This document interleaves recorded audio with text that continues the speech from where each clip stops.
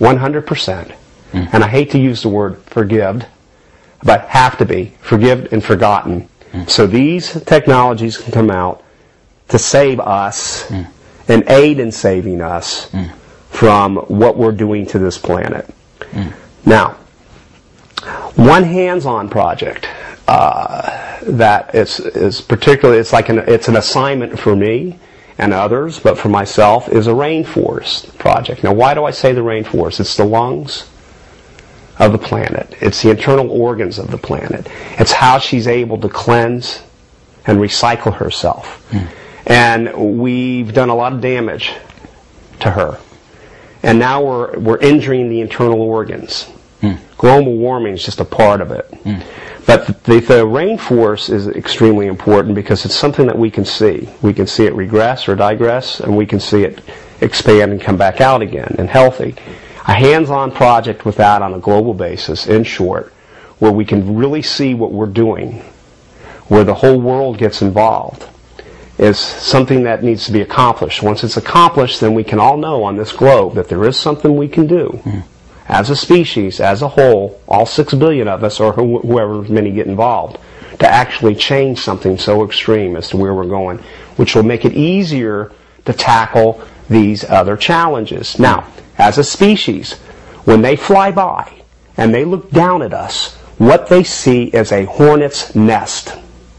You have hornets that live a very short lifespan. You have hornets that are eating and killing each other. You have hornets that are fighting each other. And you're looking at hornets that cannot get their act together and never have. And they don't seem to care a damn about the nest. And they don't understand. So the hornets have to face themselves. Not that they're not willing to aid. Remember, these people, these beings, these things, and this is a strong point I'm making here, have been for tens of thousands of years, if not hundreds of thousands, intervene in every way, shape, or form to bring us to evolving. What has been determined? Everything under the book has been tried, under the sun, under the stars, and we're still the same. It's our nature. We have to do it ourselves. Is the future set, or are we only talking about probabilities? If you let the river run, it'll run its course, and it's set. You can change the course of a river, but what I've learned over the years is, and I've discussed this with you on the side, that and I'm learning as I go, the butterfly theory couldn't be any more the opposite. Time, if you put time in a river sense, which is more ambiguous and complex than that, but if you put it in the sense of a strong flowing river, in order to alter a very mighty and powerful river that's going to run its course and you know where it's going to go, it takes a tremendous amount of energy to make the slightest change. So if you let the river go, naturally the flow of time will keep going. Where's the river headed right now? Well, it's not a straight line. Okay, good answer. But is it heading in a general direction? Are you optimistic?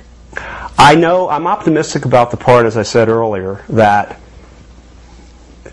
a handful relative to the population on the planet now survive all the upcoming environmental garbage, only but a handful, relatively speaking. And then past that, we evolve and repopulate.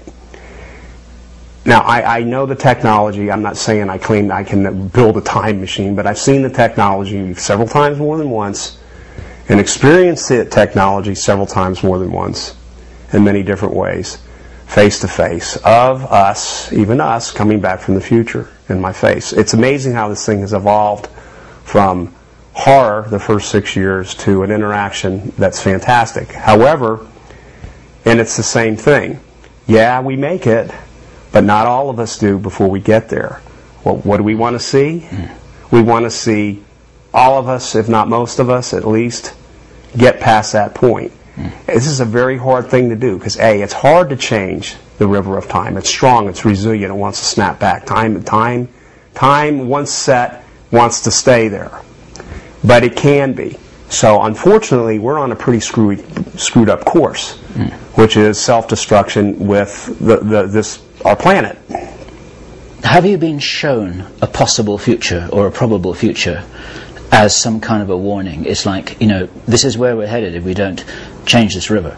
Have you been shown something like this? Well, without going into great detail, something that after we evolve, I think is where I want to go right now, which is as we understand things now, as we see things now, it's fantastic. We can't just sit back and say, oh gee, we do evolve, because we repopulate again and regroup and so forth. The push is to get us to bring most of us, if not all of us, there. So it gets worse before it gets better, and we've got to rise to the challenge. It will. Oh, absolutely it will. But when it will and how it will, it almost doesn't take much of an imagination. You know, if you start looking at CO2 levels, if you start seeing where the rainforest is, if you start seeing, I can go on and on with the environmental things. What's gonna, the way out is the fact that we have the brain power, we have the raw resources, we have the technologies. They're hidden from us, and for very good reason, for the most part. But from where we're at right now, these things need to come out. And they need to come out to change the face of the earth as we know it. What's the one message that you would like to leave viewers with? If you were in a position to say something that everyone would remember, or take note of, or act upon, what would that be? Look within yourself and really, really see where we're at. Vision in your mind, vision in your heart, vision in your soul, the globe. Vision all of us on it. See us as a species evolved. And then think in your mind from where you're at now to where you see us evolved, with all the wonderful things that I just said. What steps should be taken to get us there, or to get me there? And how can I participate in bringing us there as a species?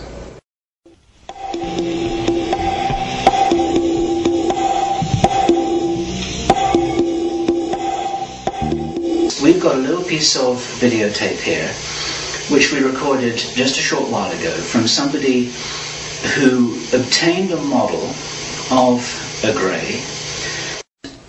We would like to know your reactions to this, and this is unprepared, this is live, these are your spontaneous reactions, and just give us your live responses. For starters, we did have a phone conversation, speaking of the gentleman Bill Holden briefly, but in very vague detail. You described a little bit of background.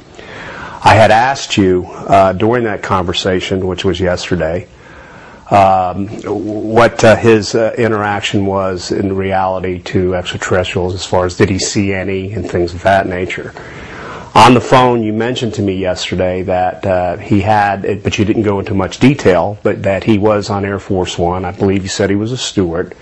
I also believe you said that, as I remember, that he had some interaction with President Kennedy.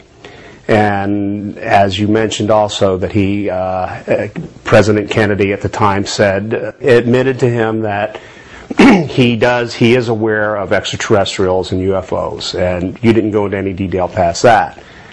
Then you mentioned briefly that